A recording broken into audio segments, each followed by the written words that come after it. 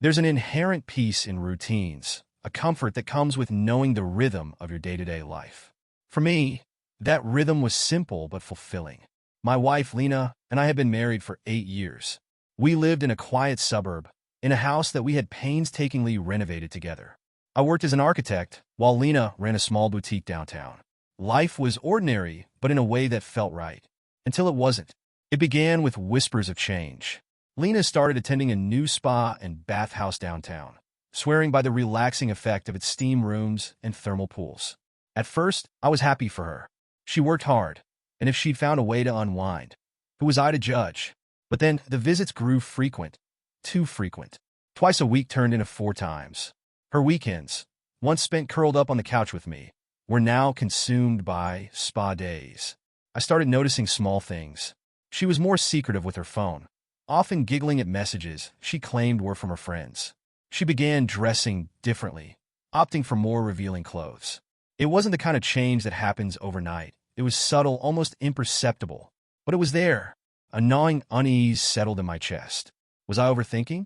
Surely I was being paranoid. Lena loved me, didn't she?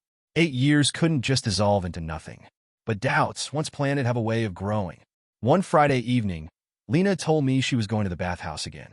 I watched her as she packed her bag, a sleek black gym tote that seemed too elegant for a mere spa visit.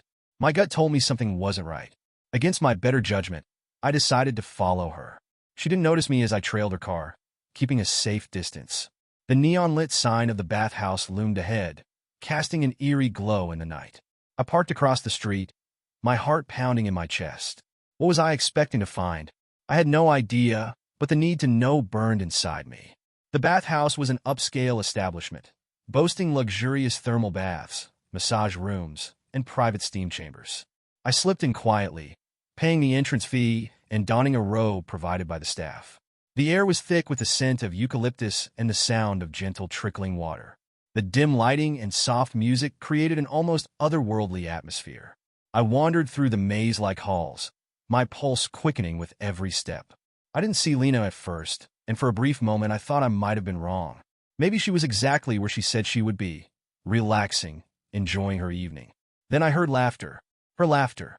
I froze, my ears straining to pinpoint the source. It came from behind a partially closed door leading to one of the private steam rooms. Through the glass panel, the hazy outlines of 2 figures emerged, a man and a woman. The woman was Lena. The man was a stranger, muscular and tall, his hands tracing over her bare shoulders as steam swirled around them. I stood there, rooted to the spot, watching as she leaned into him, her lips brushing his in a way that shattered me to my core. My wife was being steamed by another man. And not just steamed. The scene escalated quickly. Her robe fell to the floor, and his followed suit. My mind screamed at me to look away, but I couldn't. It was like a car crash. You don't want to watch, but you can't tear your eyes away. The betrayal played out before me. Each touch, each kiss, a knife twisting deeper into my soul. I stumbled back, my chest heaving as bile rose in my throat. I needed to leave, to get out of that suffocating place, but my legs felt like lead. How could she do this? How could she throw away everything we'd built together for this? Finally, I forced myself to move. I left the bathhouse in a daze, my mind a whirlwind of emotions.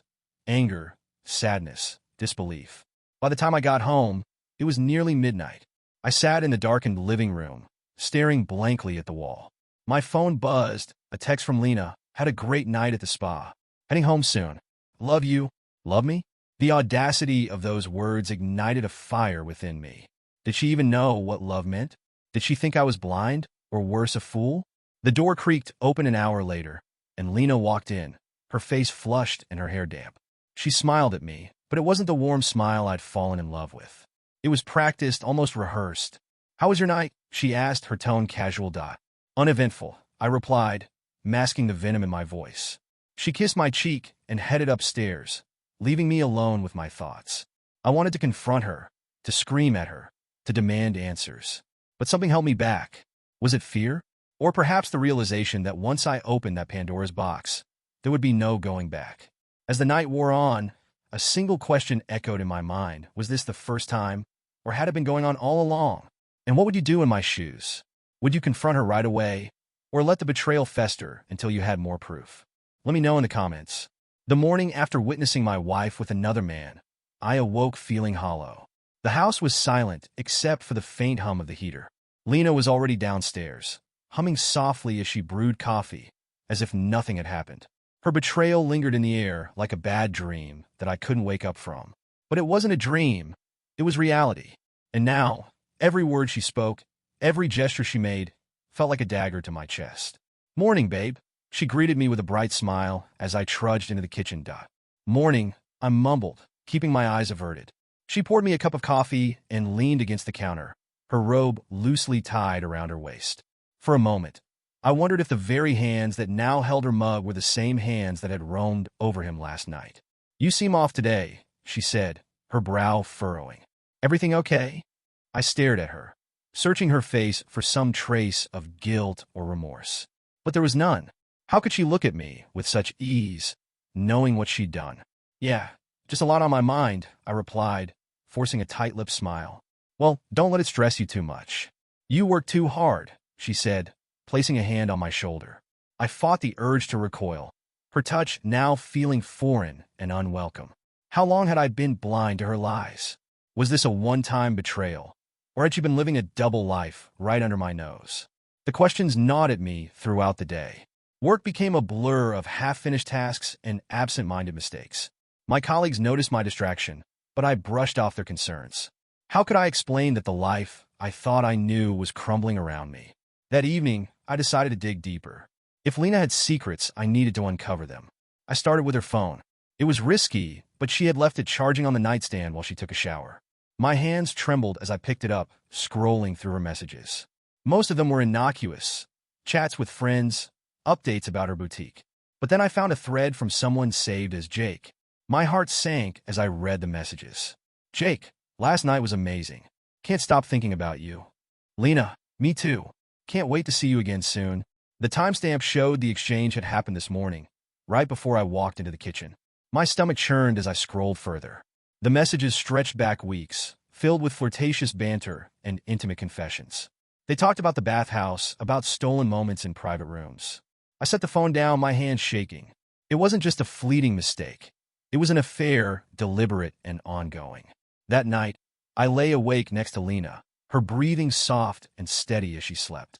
I stared at the ceiling, my mind racing with plans and counterplans. Part of me wanted to confront her immediately, to demand answers, and let her know I wasn't blind to her deceit.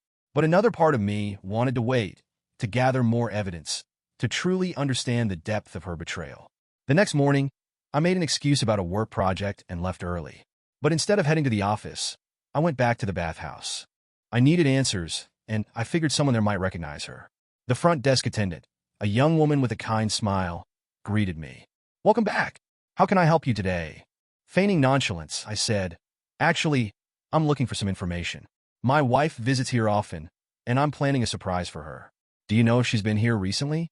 The woman's smile faltered slightly, and she hesitated before responding. "I'm not sure. I need her name to check." I gave her Lena's name, watching closely for any reaction. The flicker of recognition in her eyes was subtle, but unmistakable. "She's a regular," the attendant said cautiously. "But I'm afraid we can't share client details." I nodded, pretending to accept her answer, but it confirmed what I already knew. Lena's trips here were not as innocent as she claimed. Determined to dig deeper, I waited in my car outside the bathhouse that evening.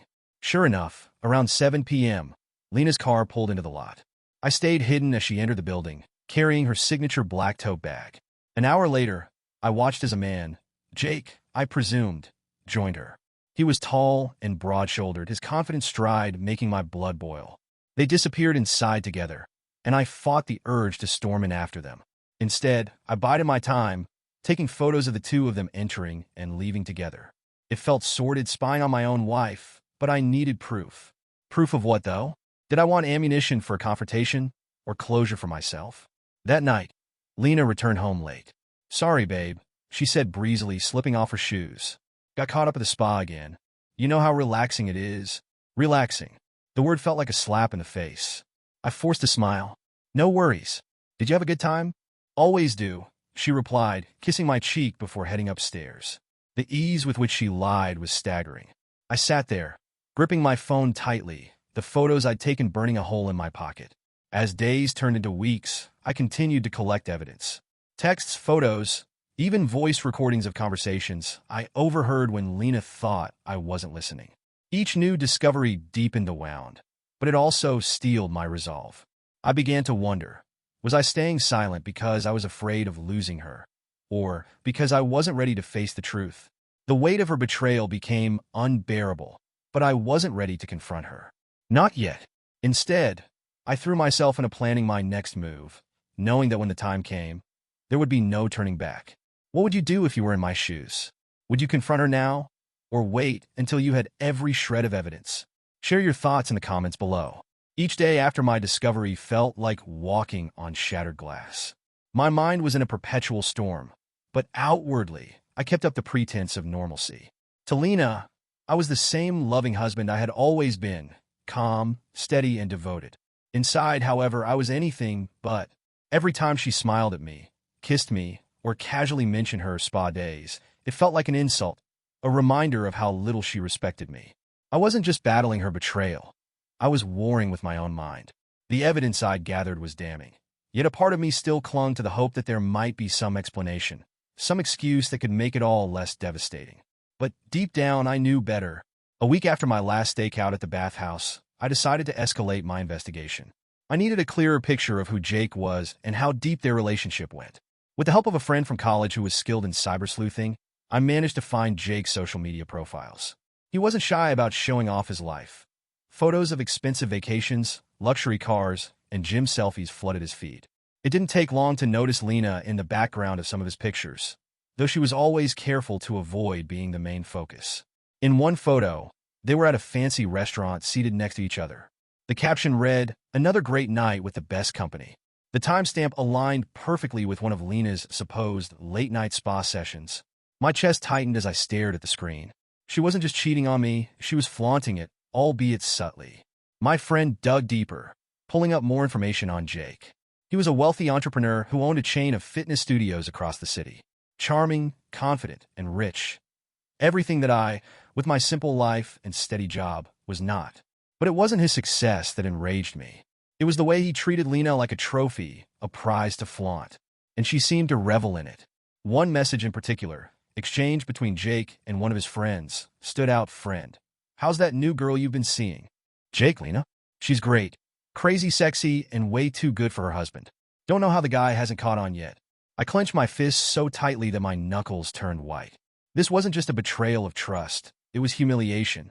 Jake saw me as a fool, and Lena was complicit in that. The breaking point came 2 days later.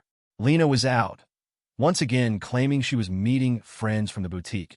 I knew where she really was, but this time, I didn't follow her.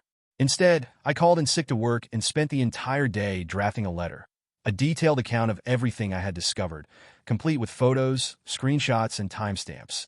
It was raw, unfiltered, and brutally honest. I wanted Lena to see, in no uncertain terms, how her actions had torn me apart. When she came home that night, I was sitting at the dining table with the letter in front of me. "Hey," she greeted me, setting down her bag.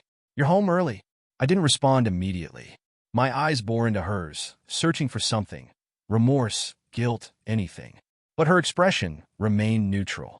"Lena," I began, my voice cold and steady. "We need to talk." She froze, her smile faltering. "What's wrong?" I slid the letter across the table toward her.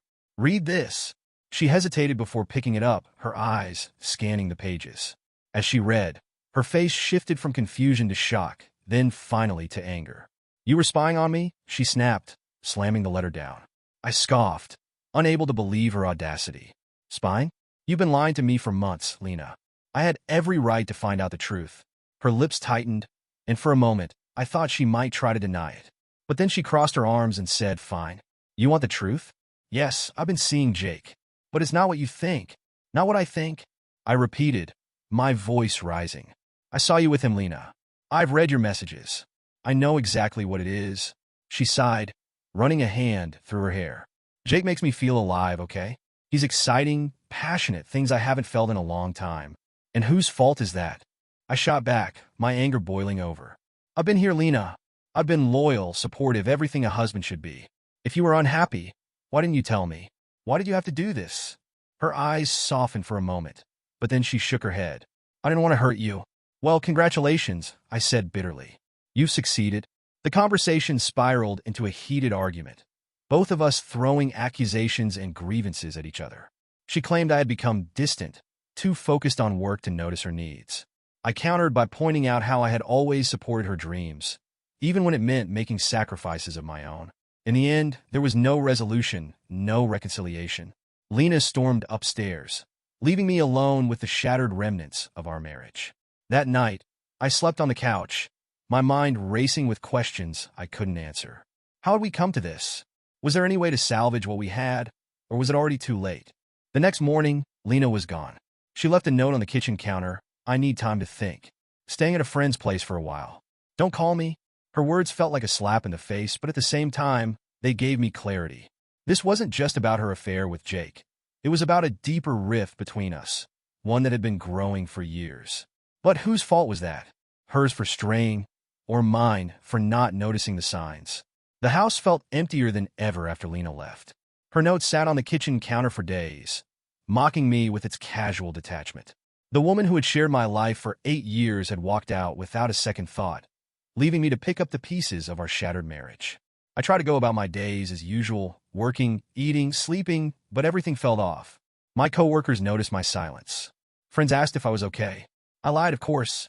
The truth was too humiliating to admit. But the truth doesn't stay buried for long. A week after Lena left, I decided to take matters into my own hands. Her betrayal had consumed my thoughts, but now I needed to focus on the one person who seemed to hold all the answers, Jake. I went back to his social media, scrolling through his posts until I found what I was looking for, the location of his flagship gym downtown. If Lena wouldn't talk to me, maybe he would. The gym was sleek and modern, filled with state-of-the-art equipment and polished people. Jake was easy to spot. He had that air of arrogance about him, the kind that drew people's attention. He was talking to a group of women near the front desk, flashing his perfect smile. As I approached, his smile faltered, replaced by a wary look. Jake, I said, my voice steady but cold. We need to talk. He glanced around, clearly uncomfortable. Do I know you? You know my wife, I replied. That caught his attention. He straightened, his smile completely gone now. Look, man, I don't want any trouble. Too late for that, I interrupted. You've already caused enough trouble. We stepped outside, away from the prying eyes of his clients. Jake leaned against the wall, crossing his arms as he studied me. So, what do you want? He asked. I want to understand, I said, my voice tight. What's so special about you that she'd throw away 8 years of marriage? He smirked, and I fought the urge to punch him. Look, it's not personal. Lena's an amazing woman. She just wasn't happy with you. His words hit like a punch to the gut, but I kept my composure. And you thought you could fix that by sleeping with her? She came to me, he said, shrugging. I didn't force her into anything. If anything, she seemed relieved to be with someone who actually paid attention to her. His casual tone, his lack of remorse, it was infuriating. But at the same time, it revealed a truth I hadn't wanted to face. Lena's affair wasn't just about Jake.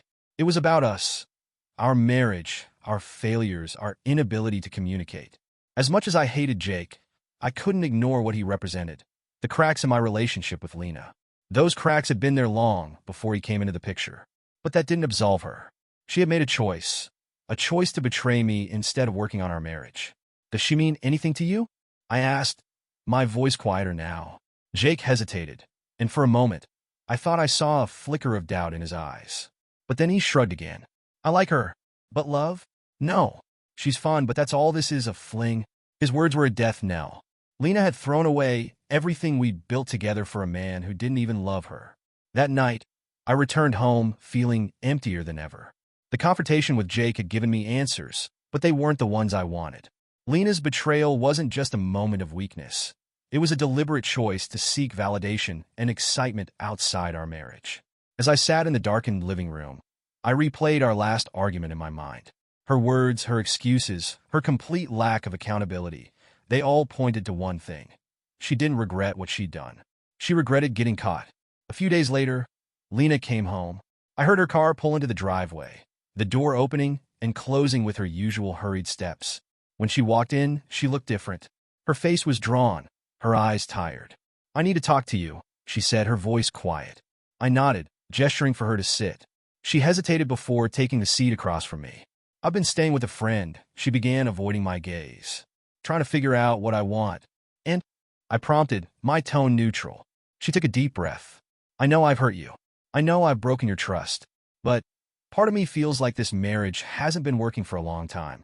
Her words were like a dagger to my chest, but I kept my composure. And you thought an affair would fix that? I asked. No, she admitted, tears welling in her eyes. It was selfish. I was selfish. But I felt so lost, so disconnected. And Jake, he made me feel alive again. Jake doesn't love you, I said bluntly. Her head snapped up, shock flashing across her face. What? I told her everything Jake had said, his cavalier attitude toward their affair. Her expression crumbled, and for a moment, I saw the woman I had fallen in love with, the woman who once believed in loyalty and commitment. I made a mistake, she whispered, her voice breaking. I thought he cared about me. And now you want me to care? I asked, my voice rising. You expect me to pick up the pieces while you've been out chasing some fantasy? She broke down, sobbing into her hands. Part of me wanted to comfort her, to hold her like I used to. But another part of me, the part that remembered the nights I spent agonizing over her lies, stayed rooted to the chair. That night, we didn't come to any resolution. Lena slept in the guest room, and I stayed in our bedroom, staring at the ceiling. The silence between us was deafening, a void that neither of us could fill. As the days passed, I realized something. I didn't know if I could ever forgive her. Trust, once broken, is nearly impossible to repair. And love doesn't survive without trust. Time has a strange way of moving when your life is in ruins. Days turned into weeks after Lena came home, but the weight of her betrayal never lifted. We existed in a state of limbo, sharing a house, but not a life. Every interaction was stilted, every glance filled with unspoken accusations. I wanted to forgive her.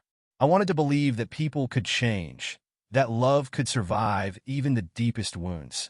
But every time I looked at her, I saw the image of her and Jake in that steam room, their laughter echoing in my mind like a cruel joke.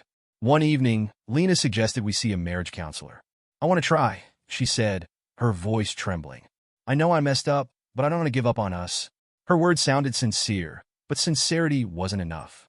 I agreed to go, not because I thought it would help, but because I needed to see if there was anything left to save. The sessions were brutal. The counselor asked us to be honest, to lay bare our grievances and fears.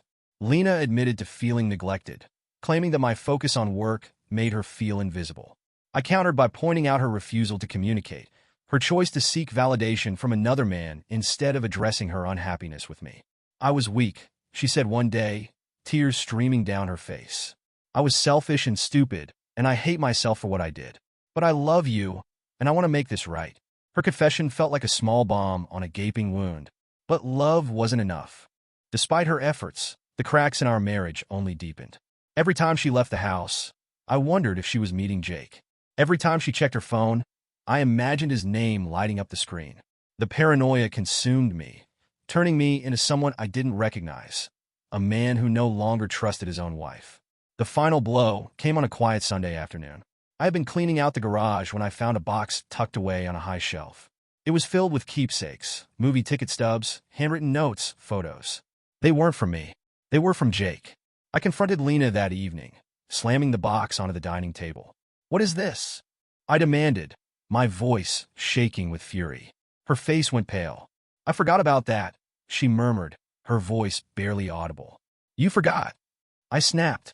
You kept a shrine to your affair and just forgot about it. She started to cry, but her tears no longer moved me.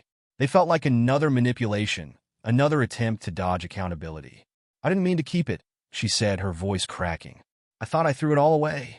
Please believe me. But I didn't. I couldn't. That night, I packed a bag and left. I checked into a hotel downtown, needing space to think, to breathe.